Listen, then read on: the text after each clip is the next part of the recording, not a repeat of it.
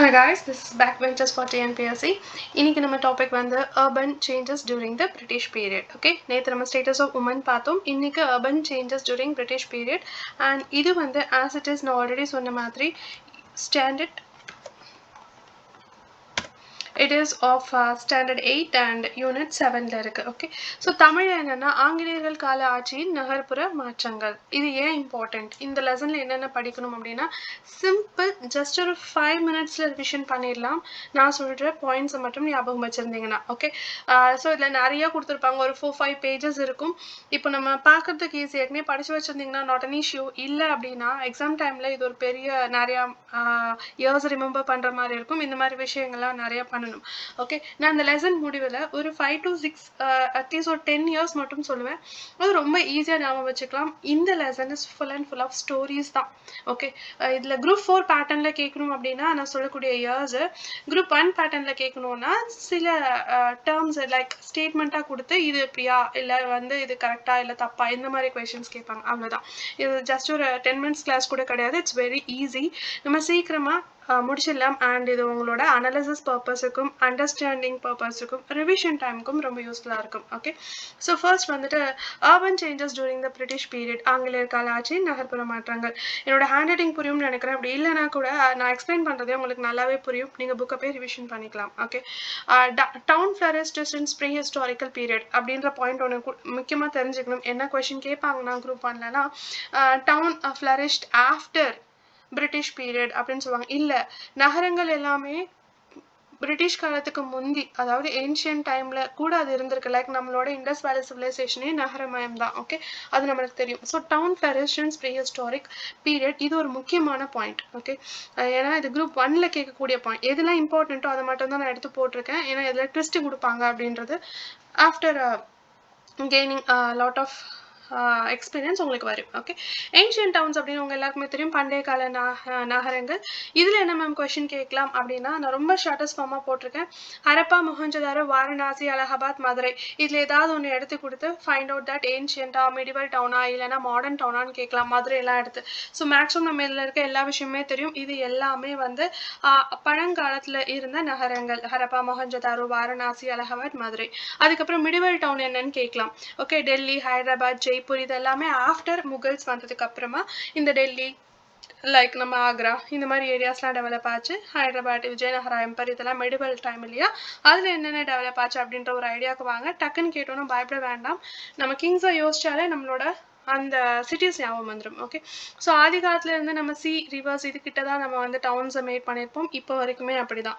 Flourish fort city, அதாவது ஃபோர்ட்டை சுற்றி அவங்க வந்து ரெட் ஃபோர்ட் சுற்றி அந்த ஆக்ரால பில்ட் பண்ண மாதிரி இதுவும் அப்படிதான் வந்து மெடிவல் டவுன்ல இருக்கும். Okay, modern towns as usual British வந்ததுக்கு அப்புறமா எங்க அப்படின்னா சி கோஸ்ட், அதாவது கடற்கரை ஓரங்களா லைக் சூரத் நான் காமிக்கிறேன், டாமன், கோவா, அதுக்கப்புறம் பாண்டி இது எல்லாமே பிரிட்டிஷ் வந்ததுக்கு அப்புறமா. அண்ட் 3 இம்பார்ட்டன்ட் சிட்டிஸ் இது எல்லாருக்குமே தெரியும், மும்பை, சென்னை அண்ட் கொல்கத்தா. அது வந்து பிரிட்டிஷ் வந்ததுக்கு அப்புறமா டெவலப் ஆனது. இவங்க எந்த லொகேஷன் எதை பேஸ் பண்ணி இவங்க தன்னோட நகரங்களை அமைத்தார்கள் அப்படின்ற ஒரு கேள்வி கேட்கலாம். லொகேஷன் இடத்தை பொறுத்து, பர்பஸ் தேவைகளை பொறுத்து, ரிசோர்சஸ் வளங்களை பொறுத்து. ஓகே, இது 3 அடிப்படையாக வைத்து தான் அவங்க அந்த டவுன் ஃபார்மேஷன்ஸை கொண்டு வந்தாங்க. Okay, it is of modern town. So இந்த 3ல நீங்க இது மட்டும் படிச்சுட்டா போதும், எல்லாத்தையும் ரீட் அவுட் பண்ண வேண்டாம், நிறைய இருக்கு. ஓகே, ஸோ இதுவும் ஒரு கதை தான், வேற எதுவுமே கிடையாது. Unique futures of urbanisation under the British. தமிழ்ல என்ன அப்படின்னா ஆங்கிலேயர்கள் ஆட்சியில் நகரமயமாக்கலின் தனித்துவங்கள் அப்படின்னு சொல்லுவோம். ஓகே, 3 காரணங்கள் சொல்லியிருக்காங்க. அது நிறைய இருக்கு, நான் அதை கன்சால்டேட் பண்ணி கொடுத்துறேன். அண்ட் என்னன்னு சொல்லிடுறேன், அதை நீங்க அண்டர்ஸ்டாண்ட் பண்ணிக்கிட்டாலே போதும், ஈஸியா எக்ஸாம்ஸ் எழுதிடலாம். ஓகே, என்ன பேட்டர்ன்ல கேட்டாலும். Deindustrialisation, deurbanisation and growth of new urban centres அப்படின்னு 3 பாயிண்ட் இருக்கு. டி இண்டஸ்ட்ரியலைசேஷன் அப்படின்னா என்னன்னா இட் இஸ் தொழில் முடக்கப்படுதல் அப்படின்னு நம்ம சொல்லுவோம். டி அர்பனைசேஷனா நகரமயமாக்குதல் குறைதல் அப்படின்னு சொல்லுவோம். Growth of new urban centres புதிய நகரமயங்கள் வளர்ச்சி. ஓகே, ஸோ டீஇண்டஸ்ட்ரியலைசேஷனா தொழில் முடக்கப்படுதல், நகரமயமாக்குதல் குறைதல், அதுக்கப்புறம் புதிய நகரமயங்கள் வளர்ச்சி. ஸோ தொழில் ஏன் முடக்கப்படுது? ஃபர்ஸ்ட் அர்பனைசேஷன்ல பிரிட்டிஷ் வந்ததுக்கு அப்புறம் ஏன் நகரமயமாதல என்ன பாதிப்பு வந்தது அப்படின்னா முதல்ல தொழில் வந்து முடக்கப்பட்டது. அப்படின்னா ஆஸ் யூஷுவல் நம்மளோட மேனுஃபேக்சரிங் எல்லாம் கட் பண்ணிட்டாங்க. கரெக்டா? அதுக்கப்புறமா அந்த டாக்கா, முர்ஷிதாபாத், சூரத், லக்னோ இதுல எல்லாமே கிங்குக்கு தேவையான அதாவது ஆர்னமெண்ட்ஸும் சரி படைகளுக்கு தேவையான அந்த எக்யூப்மெண்ட்ஸும் சரி எல்லாமே அந்த சென்டர்ஸ்ல தான் மேட் பண்ணிட்டு இருந்தாங்க. கிங்கோட பவர் போக போக இந்த சென்டர்ஸோட பவர் எல்லாம் போயிடுச்சு. ஸோ உங்களுக்கு என்ன கொஸ்டின் கேட்கலாம்னா டாக்கா, முர்ஷிதாபாத், சூரத், லக்னோ இதுல வந்து எந்த பிளேஸ் வந்து தன்னோட ப்ரிவிலேஜை இறங்கிருச்சு இல்லைன்னா இது 4 பிளேசஸ் கொடுத்து இதுல எதெல்லாம் ப்ரிவிலேஜ் போயிடுச்சு அப்படின்ற மாதிரி கொஸ்டின் கேட்கலாம். இந்த 4 பிளேஸும் ரொம்ப important. Please remember this 4 places. எதுக்கு இம்பார்ட்டன்ஸ் கொடுக்கணும் அப்படின்றத மட்டும் தான் நான் சொல்றேன். டாக்கா, முர்ஷிதாபாத், சூரத் அண்ட் லக்னோ. ஓகே, அப்புறமா அதுக்கப்புறமா ஏன் வந்து தொழில் முழக்கப்படுது அப்படின்னா ஹை இம்போர்ட் டியூட்டிஸ். ஓகே, ஏதாவது ஒரு பொருளை இம்போர்ட் பண்ணணும் அப்படின்னா நிறைய வரி விதித்தல். இந்தியா பிகம் அக்ரிகல்ச்சர் காலனி இப்படி எல்லாமே பண்ணதுனால அதாவது ஆர்னமெண்ட்ஸ் பண்றவங்களும் அதுக்கப்புறமா வந்துட்டு எக்யூப்மெண்ட்ஸ் பண்றவங்க இவங்கெல்லாம் வேலை இழந்து எல்லாருமே வந்து அக்ரிகல்ச்சருக்கு தள்ளப்பட்டாங்க. ஓகே, இதுதான் டீஇண்டஸ்ட்ரியலைசேஷன் கான்செப்ட். டீஅர்பனைசேஷன் அதே மாதிரிதான். நம்ம ஆர்னமெண்ட்ஸோட நம்ம பொருட்களோட மார்க்கெட்டே இல்லை. ஒன்லி வந்து பிரிட்டிஷோட பொருட்களுக்கு தான் இங்க மார்க்கெட் இருந்தது. நம்ம ரா மெட்டீரியல்ஸ் நம்ம அவங்களுக்கு என்னென்ன தேவை, காட்டன் தேவைன்னா காட்டன் நம்ம ஏற்றுமதி பண்ணி அங்கேருந்து டெக்ஸ்டைல் செஞ்சு நம்மள்ட்ட வரும். ஸோ நம்ம ஒன்லி ரா மெட்டீரியல்ஸை சென்ட் பண்ணுற ஆளாக தான் இருந்தோம். இன்ட்ரடக்ஷன் ஆஃப் ரயில்வேஸ் ஸோ ரொம்ப ரொம்ப இம்பார்ட்டன்ட். ரயில்வே இன்ட்ரடக்ஷன் ஆனதுனால மூளை முடுக்குக்கு எல்லாமே போய் பிரிட்டிஷோட ப்ராடக்ட் ரீச் ஆக ஆரம்பிச்சது. நம்ம ப்ராடக்ட் அப்படியே ஏரோட் ஆக ஆரம்பிச்சது. So this is the point. அப்புறம் growth of new urban centre இந்த 3 இயரும் கம்பல்சரியாக ஞாபகம் வச்சுக்கோங்க. It is 1939, 1661, 1690. ஓகே, ஏன்னா இதை நான் மெட்ராஸ், பாம்பே அண்ட் கல்கட்டா தனியாக சொல்லுவேன் ஒரு ஸ்டோரி மாதிரி. இருந்தாலும் இது எப்போ அர்பன் சென்டராக மாறிச்சு, ஃபோர்ட் எப்போ பில்ட் பண்ணாங்க அந்த பாயிண்ட் தான். 1639, 1661, 1690 அவ்வளோதான். ஓகே, பொலிட்டிக்கல் கண்ட்ரோல் இது எல்லாருக்குமே தெரியும். பேட்டில் ஆஃப் பிளாசிக்கு அப்புறமா நம்ம பிரிட்டிஷ் வந்து பொலிட்டிக்கல் கண்ட்ரோலை இந்தியாவுக்கு டோட்டலாக எடுத்துக்கிச்சு. ஓகே, அர்பனைசேஷனுக்கு டெவலப் ஆனதுக்கு என்னென்ன காரணம் அப்படின்னு ஒரு 5 பாயிண்ட் இருக்கு. ஓகே, ஸ்விஸ் கேனல் டெவலப் ஆனதுனால, ஸ்டீம் நேவிகேஷன் அது வந்ததுனால, ரயில்வே, கேனால்ஸ், ஹார்பர்லாம் டெவலப் ஆனதுனால, இண்டஸ்ட்ரீஸ் டெவலப் ஆனதுனால, பிளான்டேஷன்ஸ் இது கூட அவ்வளவா கொஸ்டின்ஸாக கேட்க மாட்டாங்க. கொஸ்டின் கேட்கக்கூடியது இது எந்தெந்த வருடங்கள் அண்ட் பொலிட்டிக்கல் கண்ட்ரோலை பிரிட்டிஷ் எப்போ எடுத்தது. பேட்டில் ஆஃப் பிளாசிக்கு அப்புறம், பக்சரில் பிளாசிக்கு அப்புறமே எடுத்துக்கிச்சு. Okay, so this are the 3 points. இதில் ஜஸ்ட் நீங்கள் கான்செப்ட் மட்டும் புரிஞ்சுக்கிட்டா போதும். இதுல மக பண்றதுக்கு எதுவுமே கிடையாது. அடுத்து வந்து கொலோனியல் அர்பன் டெவலப்மெண்ட். அதாவது என்னென்ன அர்பன்ல டெவலப்ட் ஆச்சு அப்படின்னா போர்ட் சிட்டிஸ். அதுவும் போர்ட் சிட்டிஸ்னா உங்களுக்கு எல்லாருக்குமே தெரியும். தட் இஸ் துறைமுக நகரங்கள். தட் இஸ் கண்டோன்மெண்ட்ஸ் அப்படின்னா ராணுவ குடியிருப்புகள். ஹில் ஸ்டேஷன்ஸ் அப்படின்னா உங்களுக்கு தெரியும் மலை வாழிடங்கள். ரயில்வே டவுன் அப்படின்னா ரயில்வே நகரங்கள். ஸோ போர்ட் சிட்டிஸ் எங்கெங்க ஏற்கனவே சொன்னேன், மெட்ராஸ், கல்கட்டா, பாம்பே இது மட்டும் தெரிஞ்சா போதும். அண்ட் என்னென்ன ஃபோர்ட்டுன்னு மட்டும் ஒரு 2 ஃபோர்ட் இம்பார்ட்டன் ஆனது. George fort Madras, William fort Calcutta, அவ்வளோதான். ஓகே, கண்டன்மெண்ட்ஸ் அப்படின்றது வந்து ராணுவ குடியிருப்புகள். இது வந்து மிலிட்ரி பர்பஸ்க்காக. என்னென்ன ஊர் அப்படின்னா கான்பூர் அண்ட் லாகூர் 2 தான் கொடுத்துருக்காங்க. இது 2யும் நம்ம மெமரைஸ் பண்ணி வச்சுக்கிட்டா போதும். ஓகே, ஹில் ஸ்டேஷன் அப்படின்னு நம்ம பார்த்தோம்னா நம்ம வந்து அவ்வளவா ஏர்லியர் காலத்துல ஹில் ஸ்டேஷன் இருந்ததா இல்லையான்னு ஒரு கொஸ்டின் கேட்பாங்க. இருந்துச்சு. முகல்ஸ் எல்லாமே அதை ரீக்ரியேஷன்ஸ் அதாவது டயர்டா இருக்கிற நேரம் தன்னை ரீக்ரியேட் பண்றதுக்காக அங்க போய் இருந்துப்பாங்க முகல் காலகட்டத்திலேயே. ஓகே, அது வந்து ஸ்ரீநகர். ஹிந்து ரிலிஜியஸ் சென்டர்ஸ் நம்ம கேந்திரநாத், பத்ரிநாத் எல்லாமே நம்ம வச்சிருந்தோம் ஏற்கனவே ஹில் ஸ்டேஷன்ஸ்ல. ஓகே, ஸோ இந்த மாதிரி விஷயங்கள் எல்லாமே நம்ம ஆதி காலத்திலேயே வச்சிருந்துருக்கோம். பிரிட்டிஷ் வந்து அவங்களோட கிளைமேட்டும் நம்ம ஹில் ஸ்டேஷன் கிளைமேட்டும் ஒன்னா இருக்கிறதுனால மேக்ஸிமம் அவங்க ஹெட் குவார்ட்டர்ஸை வந்து சம்மர் ஹெட் குவார்ட்டர்ஸாக அங்கே வச்சுக்குவாங்க. கல்கட்டால இருந்து சம்மர்ல இருந்தாங்கன்னா ஆல்டர்னேட்டிவா டார்ஜிலிங் போயிடுவாங்க. டெல்லி விண்டர்னா திரும்பி சம்மர்ல டேராடூன் போயிடுவாங்க. So this is the alternative capital. இதை ஞாபகம் வச்சுக்கணும். அப்புறம் 2 பாயிண்ட் கொடுத்துருக்காங்க. ஷிம்லா எப்போ அவங்க வாங்கினாங்க அப்படின்னா 1814 to 16 கூர்கா வார்ல வாங்கியிருக்காங்க. டார்ஜிலிங் வந்து என்ன அப்படின்னா இட் இஸ் 1835ல ரூலர் ஆஃப் சிக்கிம் அந்த ரூலர்ட்ட வந்து டார்ஜிலிங் வாங்கியிருக்காங்க. So this 2 years very very important. என்னென்ன இயர் 1814 to 16ல சிக்கிம், சிம்லா வாங்கியிருக்காங்க. கல்கட்டா, டார்ஜிலிங் வந்து இட் இஸ் ஆஃப் 1835ல வாங்கியிருக்காங்க.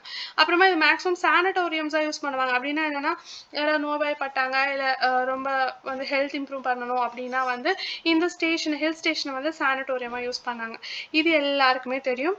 மும்பை டு தானே, இன்ட்ரோடக்ஷன் ஆஃப் ரயில்வே 1853. இவ்வளோதான் இந்த பாயிண்ட்ஸில். பெருசாக படிக்கிறதுக்கு ஒன்றும் இல்லை. புக்கில் 2 பேஜ் கொடுத்துருப்பாங்க.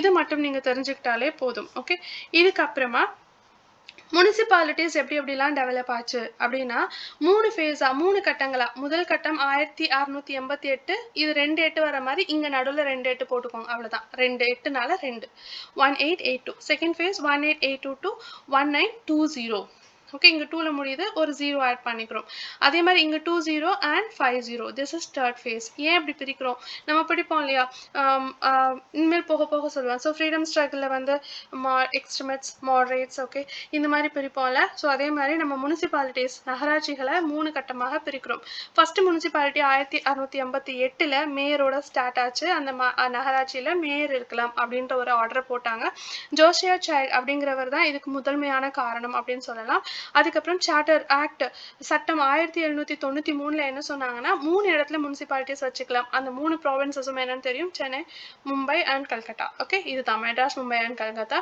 அதுக்கப்புறமா 1850ல வந்து இந்த நார்த் வெஸ்டர்ன் ரீஜன் அதாவது நம்மளுக்கு தெரியும் நார்த் வெஸ்டர்ன் ரீஜன் அந்த ராஜஸ்தான் ஏரியா ரைட் பாம்பே ராஜஸ்தான் இந்த மாதிரி ஏரியாஸ்ல எல்லாமே என்ன சொன்னாங்க நீங்க முனிசிபாலிட்டி செட் பண்ணிக்கலாம் அப்படின்னு சொன்னாங்க லார்ட் மயோ ரெசல்யூஷன் நிறைய தடவை டிஎன்பிஎஸ்ல கேட்டிருக்காங்க லார்ட் மயோ ரெசல்யூஷன் 1870 எதுக்காகனா டெவலப்மெண்ட் ஆஃப் செல்ஃப் கவர்மெண்ட் தன்னாட்சியை கொண்டு வரதுக்காக லார்ட் மயோ ரெசல்யூஷன்ஸ் ஓகே அதை வந்து கொண்டு வந்தாங்க செகண்ட் ஃபேஸ் அப்படின்றது வந்து லார்ட் ரிப்பன் மட்டும்தான் லார்ட் ரிப்பன் பிரபுவோட that is local self government அப்படின்னு சொல்லுவாங்க he is the father of local self government உள்ளாட்சி இது நம்ம அவர் பேர் what is called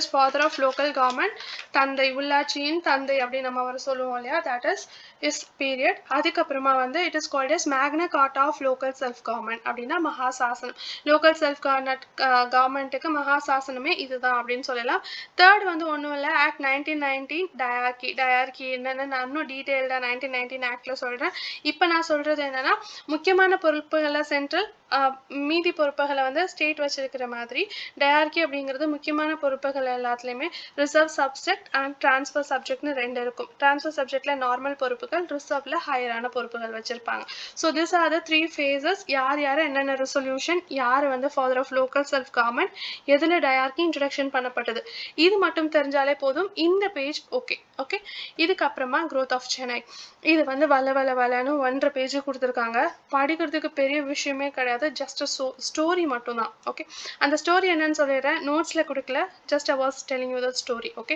சென்னையின் வளர்ச்சி ஓகே ஸோ ஃபர்ஸ்ட் வந்துட்டு பிரிட்டிஷ் வந்து 1600ல வந்து they have set the factories in Surat right சூரட்னா இதான் நிறைய பேர் டவுட் இருக்கும் எங்க அப்படின்னு சொல்லிட்டு இட் இஸ் ஆஃப் லைக் மும்பைக்கும் இட்ஸ் மெயின்லி குஜராத் தான் இது ஓகே குஜராத் தான் சூரத் ஸோ மும்பை கிட்ட சூரத் வந்து 1600ல வந்து செட் பண்ணாங்க அதுக்கப்புறமா இது வந்து வெஸ்டர்ன் கோஸ்டா இருக்கிறதுனால ஈஸ்ட் கோஸ்ட்ல இருந்தா நல்லா இருக்கும் அப்படின்னு பார்த்துட்டு இருக்கும்போது ஒரு 12 வருஷம் கழிச்சு மொசௌலிப்பட்டினம் அப்படின்ற இடத்துல வந்து they have set their factories இங்கே வந்து செட் பண்ணாங்க ஸோ 1612ல் என்ன பண்ணாங்க ஃபேக்ட்ரிஸை இங்கே செட் பண்ணாங்க செட் பண்ணோன்னே அதுக்கப்புறமா இங்கே இது ஒரு நல்ல இடமாவே இருந்தது மான்சூன்லேருந்து தப்பிக்கிறதுக்காக நல்ல இடமா தான் இருந்தது ஆனால் சீக்கிரம் வறட்சியை கண்டது ட்ராட்டை மீட் பண்ணுச்சு ஸோ அதுலேருந்து நம்ம எஸ்கேப் ஆகி வேற ஒரு விஷயத்துக்கு போகணும் வேற ஒரு இடத்துக்கு போகணும் அப்படிங்கும்போது ஃப்ரான்சிஸ் டே அப்படிங்கிறவர் தான் இதை மெயினாக கண்டுபிடிச்சார் ஸோ இங்கே சூரட்ல இருந்து அவங்க எங்கே வந்துட்டாங்க மொசௌலிப்பட்டினம் இதான் மொசௌலிப்பட்டினம் நான் அங்கே வரைஞ்சதான் மொசௌலிப்பட்டினத்துக்கு வந்தாங்க ஸோ இங்கே இருந்து ஃப்ரான்சிஸ் டே இவரை மட்டும் ஞாபகம் வச்சுக்கோங்க அப்புறம் ஆண்ட்ரூ அப்படின்ற ஒருத்தர் இருப்பாரு அவரும் சேர்ந்து ஓகே மொசௌலிப்பட்டினத்துல இருந்து சென்னை வந்து ஃப்ரான்சிஸ் டே வந்தாரு ஒரு ஏத்த இடம் இருக்கான்னு பாக்குறதுக்கு மெட்ராஸ் வந்து ரொம்ப நல்ல இடமாவே அவருக்கு தெரிஞ்சது ஸோ மெட்ராஸ்ல ஒரு இம்பார்ட்டன்டான பர்சன் அப்போ அது வந்து மெட்ராஸ் கிடையாது important person who is called as Damarla Venkatapathy Nayak அப்படின்றவர் ஓகே தம்ரலா வெங்கடபதி நாயக் அப்படிங்கிறவர் கிட்ட அவர் வந்து பெர்மிஷன் கொடுத்தார் அவர் யாருன்னா வெங்கடபதி ராயலு அப்படின்ற சந்திரகிரி ராஜாவோட ஒரு அசிஸ்டன்ட் ஓகே வெங்கடகிரி ராயலு அப்படின்ற ராஜாவோட அசிஸ்டன்ட் அவர்கிட்ட வந்து இவர் அந்த இடத்த வாங்கினாரு அந்த இடம் எதுக்கு ரெண்டுக்கும் நடுவில் இருக்கு அப்படின்னு அடிக்கடி கொஸ்டின் கேட்பாங்க it is between Cooum and Egmore கூவம்க்கும் எக்மோருக்கும் ரெண்டுக்கும் நடுவில் தான் அந்த பிளேஸ் அவர் கொடுத்தாரு அண்ட் அந்த இடத்த வந்து எப்போ வாங்கினாங்கன்னா 1639 வாங்கினாங்க அண்ட் இதில் ஃபோர்ட் கட்டிக்கலான்னு அப்ரூவல் பண்ணது 1640 அதனால தான் ப்ரீவியஸாக நான் சொல்லியிருப்பேன் 1639 சென்னை ஃபார்ம் ஆச்சு மெட்ராஸ் ஃபார்ம் பண்ண பண்ணாங்க அப்படின்னு சொல்லியிருப்பேன். ஸோ அந்த ஃபோர்ட் ஜார்ஜ் ஓகே அதை வந்து ஃபர்ஸ்ட் ஃபேக்ட்ரி கட்டி முடிச்சது வந்து 1640 ஏப்ரல் 23 கட்டி முடிச்சாங்க. ஸோ சைன் பண்ணும்போது இவர் கூட சேர்ந்து யாரெல்லாம் இருந்தாங்க அப்படின்னா அவர் தட் இஸ் ஹிஸ் ஆண்ட்ரூ கோகன் அப்படிங்கிறவரும் சேர்ந்து இருந்தார். பிரான்சிஸ் டே அப்படிங்கிறவரோட இவர் தான் பிரான்சிஸ் டே. இவர் கூட சேர்ந்து ஆண்ட்ரூ கோகன் 2 பேரும் சேர்ந்து ஃபோர்ட் சென்ட் ஜார்ஜ் அந்த கோட்டையை வந்து கட்டி முடிச்சாங்க.